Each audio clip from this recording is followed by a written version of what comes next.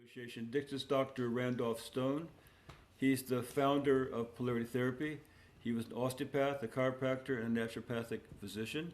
And basically, he intended polarity therapy, this is his own words, I put the quote, to be a form of psychiatry, which is really human-bodied psychotherapy in today's language, and to know the currents or the frequencies and step-down mechanisms of the mind through brain function. Actually, today we call that quantum neurology. So Dr. Stone was very much ahead of his times. I've always put him basically in the same category as Carl Jung, Wilhelm Reich, and so on. He was a pioneer.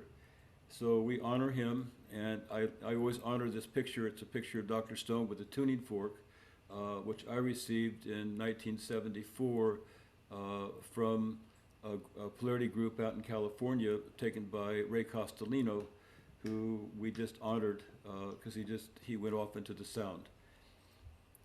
Okay, so the first slide is just to give you a perspective of your conscious. We are talking about the conscious mind. In polarity therapy, it's called the normal conscious mind. And this is actually a diagram that Freud drew years ago, but I added to it, of an iceberg. And we know that an iceberg, most of it's underneath the water. And in this particular diagram, everything in the diagram is part of the universal energy field. And another word for energy is vibration. I like to oftentimes call it the universal vibrational field.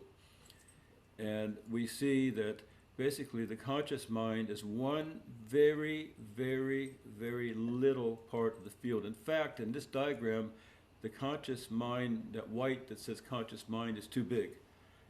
It's very, very small part of what's going on.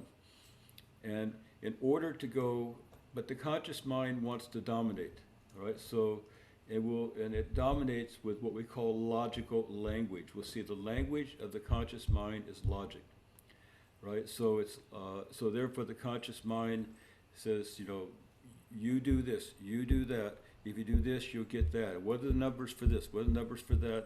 And I know what's best for you and this for you. And let me think this through. Let me think this through. Let me figure this out and that out, and I'll know what to do. That would be the conscious mind chattering. And then we have a doorway, and the doorway to get to the rest of the field is called trance. And you open the doorway and you enter into what's traditionally been called the unconscious. Also, it's in terms of the body, it's called the somatic conscious. We sometimes say the unconscious mind or the somatic conscious mind. And I'll define that more later, but that's basically the unconscious is everything, that we sometimes say your personal unconscious is everything about you, including why does your heart beat, what memories do you have, everything that's been recorded that you're not aware of. So the unconscious is anything you're not consciously aware of. That doesn't mean you couldn't become consciously aware of it. It means that you're not consciously aware of, and the conscious mind, in other words, is not aware of it. It doesn't logically understand it, it doesn't know it, but it's still there. Then in polarity therapy, there's another mind, which really, Dr. Stone called it the superconscious mind. Carl Jung called it the collective unconscious. It's basically called archetypes. And archetypes are just, again, in the greater energy field, they're a common frequency, they're a common denominator that appears as a frequency or a vibration that can be understood, seen, and the conscious mind can interpret it in different ways. And yet all those different interpretations underneath of those is a common principle that happens. So in polarity therapy, for example, is filled with archetypes, the main one being the five-pointed star, which can be a sound, it could be a body position, and so on. But we have archetypes, and those archetypes in polarity therapy are always superconscious. So we, in a way, in polarity therapy, also in sound healing, it's the same thing. We work with trance, we work with the unconscious, the somatic conscious, and we then work with archetypes from the energy field that are then stepping into, we work through the body in order for those archetypes to tune us in a way to the larger field. And then the conscious mind doesn't really have to understand logically what's going on, and yet those archetypes will begin to reprogram the conscious mind. So we'll do another one, and these are quotes from one of my favorite teachers and mentors. His name's Dr. Milton Erickson. He was a psychiatrist, and he says of trance, trance is a natural everyday experience. It's what I just said, but it's natural everyday experience. Everybody should and is capable of being in trance, and is in trance, whether they know it or not, often many times during the day. The unconscious works without your knowledge, the logical mind, and that is the way it prefers. In other words, part of this we're going to learn is how we want to bypass the logical mind, which if you do sound healing and you do polarity therapy, you do all the time, except for now maybe we'll get a deeper understanding of what it means to bypass the logical mind and a language to talk directly to the unconscious mind rather than the logical mind. And Milton Erickson says the unconscious mind is decidedly simple, unaffected, straightforward, and honest. It hasn't got all the facade, this veneer of what we call adult culture. It's rather simple, rather childish, it's direct and free. In other words, so when you talk with the unconscious mind, it just listens like a little kid. It just wants to absorb what you're saying. Whereas if you talk with the adult who's prejudiced, biased, or whatever, it's another story. So therefore we need to learn how to reach the unconscious and know that we're reaching it even though it may look like we're not sometimes. This is how we go into trance. So if anybody's worried about whether you can put people into trance or not, I mean, in hypnosis, for example, and by the way, I have I don't know if I put it there, but I think I put it in the notes. But on my website, in the video section, there's a tape on trance and trance inductions and so on that you're free to watch. This, most of what I do is on there is free, but this one is for $9.95, really expensive, $9.95 for an hour and a half tape. But basically, that tape will go on into all the way hypnotist will bypass the logical mind. But we have much more efficient methods. Our methods are lay on the table and let me hold your head, and lay on the table and let me tap tuning forks, or sit in a chair and let me tap tuning forks. And the moment that you do that, the person you're working with guaranteed is in trance. All right, so we needn't go into a long list of how hypnotists put people in trance. In fact, I used to train hypnotists. I just say, do this. Tap the tuning forks or do this. It's much easier. And let's go to the history of trance. This isn't trance in the West, right? The trance in the West was got unfortunately caught up with Anton Mesmer, who's really a really good doctor, but he went from Austria to France, and he was an extrovert. And of course, he was doing all kinds of stuff with healing, with magnetic healing. He looks like he's doing polarity therapy, actually. but basically, the French didn't like it because they didn't want an Austrian guy messing with their women. And so, and he would walk around. He also played a lot of music. He had concerts. People would listen. He'd give talk with them. He would do he called it animal magnetism. So we get these images of being mesmerized. That's where the word comes from Anton Mesmer. And of course, Mesmer was thrown out of Paris because people thought he was, as usual, having sex with everybody, which he wasn't. But the French said, only us French can do that, not you. And so they got rid of him. And then people had this image in their mind of this crazy guy having concerts and people laying on the floor, and he did whole groups of people, but the healings he got were amazing.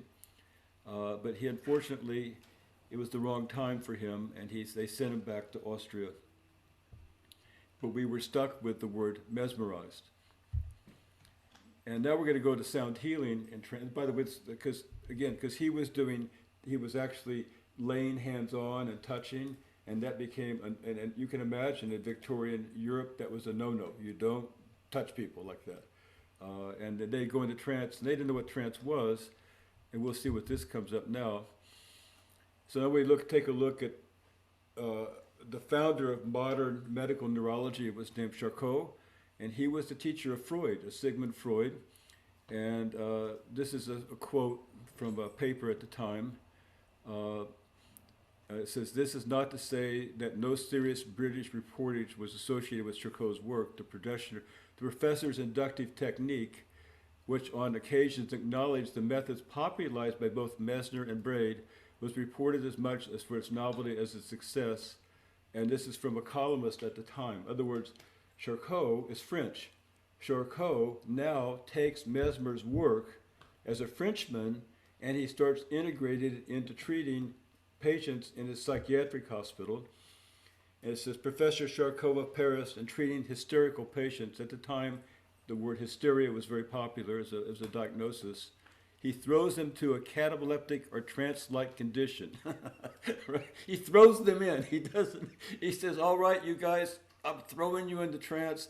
And he starts playing flashing lights across the eyes, or by the sound of a Chinese gong. If you're into gong players, he's playing gongs, or he's playing whistles, and or the hum and vibration of a tuning fork.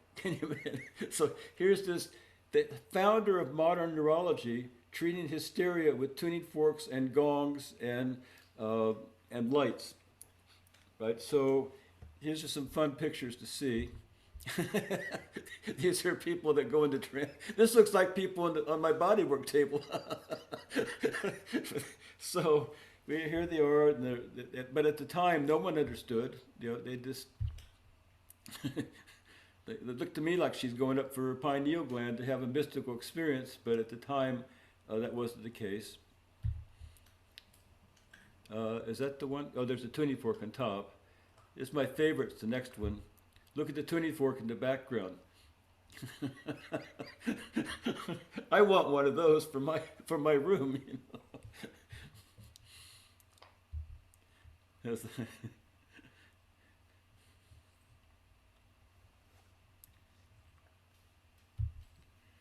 And now we come to people's other fear of trance. You might have a voodoo trance or something like that. This was taken by Dr. Perez and his partner Verena, and these are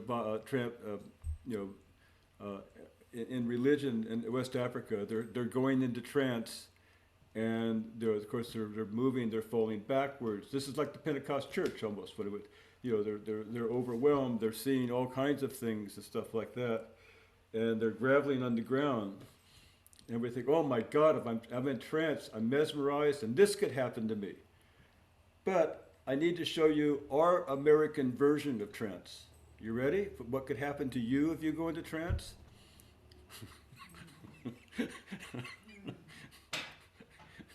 That's unfortunately what most Americans look like in trance.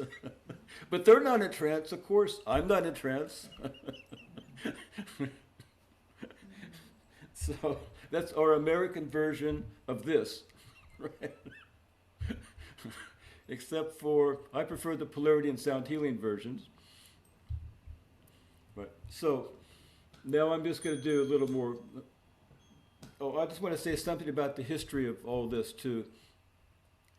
What happened was with using these things, why is it that the body work, the sound healing, all this really got out of vogue? Well, because what happened when the Freud and the doctors were treating hysteria, one of the treatments for hysteria basically was that they would masturbate women in the office to orgasm, right? And so that was considered a valid medical treatment. And so at the time, using the tuning forks, the gongs, they relax them, they go into trance, they then masturbate them, and that was great. And so after a while, the Sears catalog came out with vibrators, and the vibrators basically became the #1 selling item in America and Europe. Sears and Roebuck, it was the main thing in their catalog was vibrators, which really put the doctors out of business.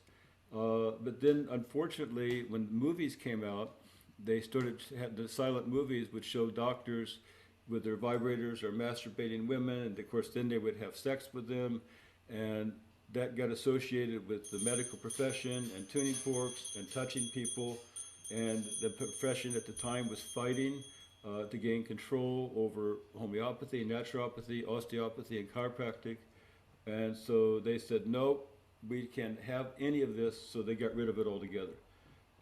So in a way, these things, the osteopathic, chiropractic, sound healing, all this had to go underground because the medical profession said we don't want to be associated with it. But it's coming back.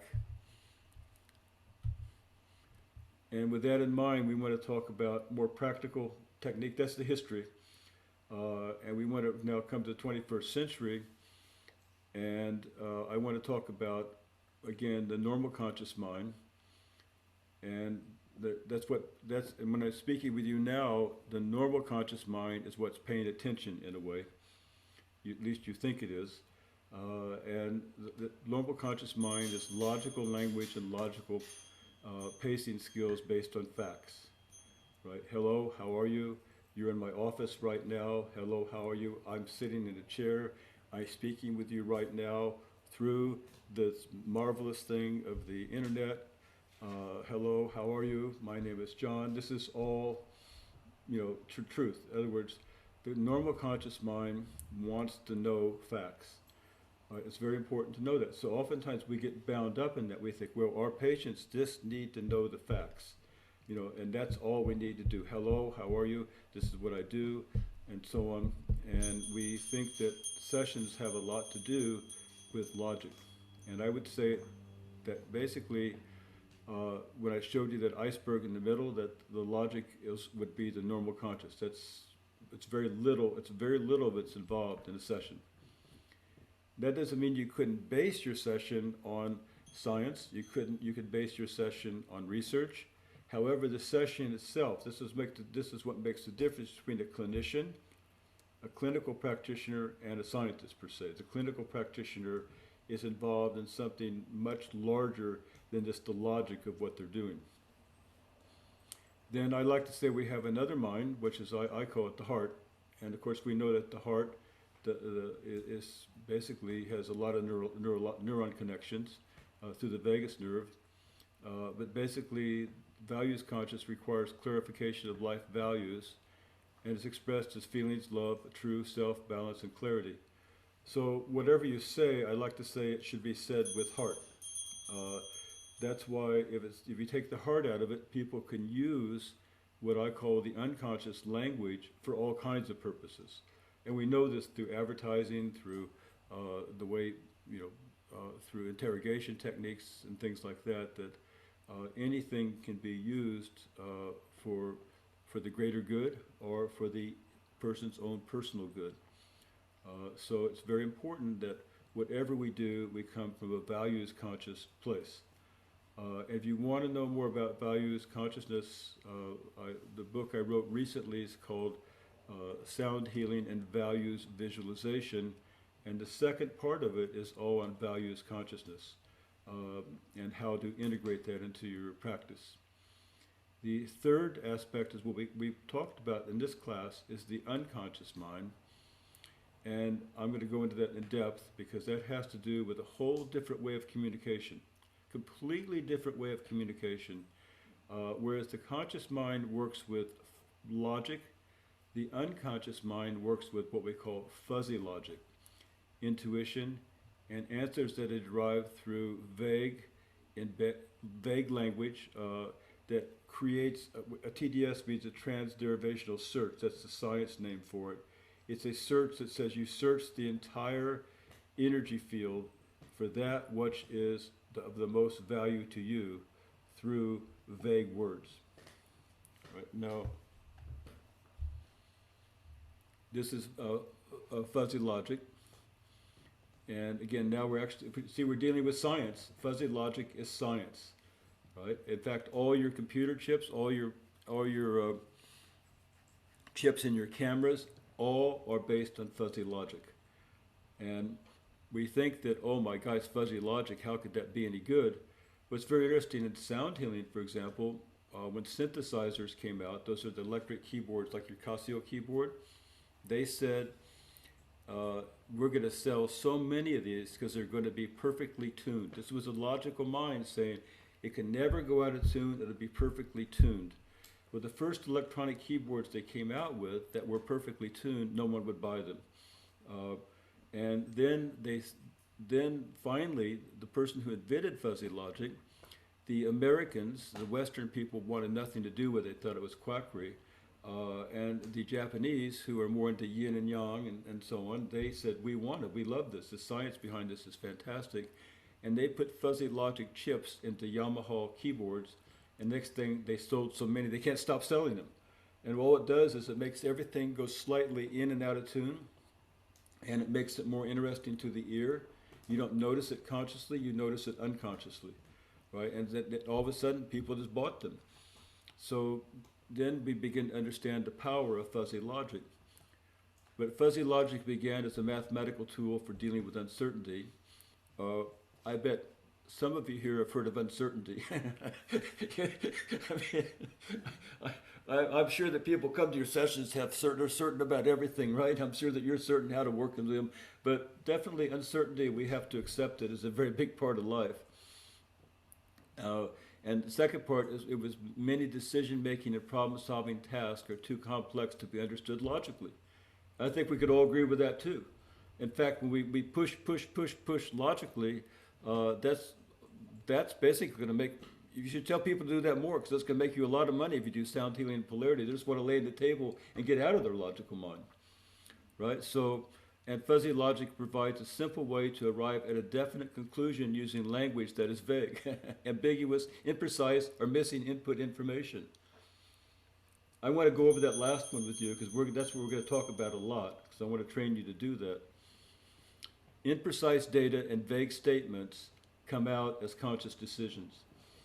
So let me repeat, it provides a simple way to arrive at a definite conclusion, right? Using language that is vague, ambiguous, imprecise, or missing input.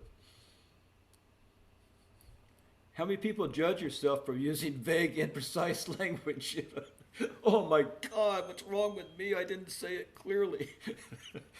I didn't say it logically that everybody could understand it. Well, you needn't judge yourself anymore for that, because you can learn how to do that consciously as one of the most powerful healing tools you have available to you. So, binary logic is yes and no, fuzzy logic is maybe, right? We want maybes. And your clients will always want yes and no. Right? Somehow we think yes and no, but we'll find out that maybe is one heck of a powerful tool.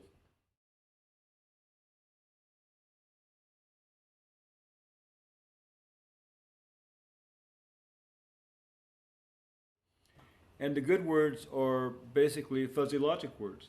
They're meant to be vague. They're meant that you could use them to give instructions, to talk. They're meant to that you learn how to put them together. For example, I'll read the example at the bottom, then I'll do my own. I'm better at making up my own. But the example at the bottom I made up, but it looks too logical to look at it, so I may change it.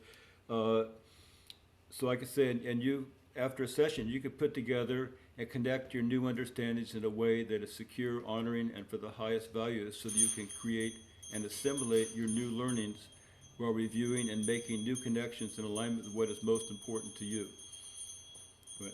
Say, what did I say? Right. I'm really happy that everybody really is here with me tonight to take this class. That's true, isn't it not? This logic that we're all sitting here, I can see you on the screen. I can see everybody, and I would like to, and I'm so happy to see everybody, because I know that while you're listening to me, that you're able to rearrange your thoughts in such a way that they could intermix, connect, and then come to and put together some new possibilities in your life that you could learn how to assimilate them and know and understand and be secure in your new ideas that you've generated for yourself, while at the same time you're listening to me, and we're enjoying, in fact, being here together, knowing that as you are putting these ideas together in your own inner self in a way that maybe you don't even have to pay attention to while I'm talking, yet you could still review them and accumulate this vast amount of knowledge that you already know and put it together in a package that's just right for you, so that in your life, through your dreams perhaps, it could come forward to you in a way that only you would understand its logic and how it fits in with your life. Now, what you saw, did I use the good words? I just used the good words. Right? What if you have someone in this session and the person says, well, I have, I'm really upset with myself. I need to find out, it's good. We'll do relationships. That's always one of the better ones. I don't know, I'm looking for a relationship. I just don't know. I can't make up my mind. And part of the session is that you're speaking about who are you with, what's going on, what's your past. That's the more logical part. But the other part is you use your language to say, yes, I know relationships have been challenging for you. So it's very important that you come to a new understanding of how it is that you could review, evaluate, look over any past relationships, put them together, take what's best from them, and put them together, learn from them in a new way so that you could build and review and accumulate the most important tools necessary for you to evaluate those people who you may be attracted to in a relationship in your future. Are you willing to do that? And then oftentimes some of the patient will look and go, yes, of course. What's really is the unconscious mind talking. Right? So we want to talk to each other about anything in vague language. Right? You say, well, what did you tell them to do? How do you know what they're going to do? I have no idea what they're going to do. But the language supports them discovering what they themselves want to do. Right? And you can't get in the way of, you can't possibly know everything in their unconscious in a way that they would know it. Right? So the idea is that you want to leave it open and they're going to fill it in. That's it. And you must have confidence. One of the things we say in the hypnotic reality, you can't do this without confidence. Because if you start thinking, oh my God, I'm talking vaguely, it doesn't mean anything, then what will happen is it won't work. Right? You must be confident in speaking vaguely. Right? You must be confident in being ambiguous. You must be confident in not telling someone exactly what they should do, and yet supporting them in discovering exactly what they should do.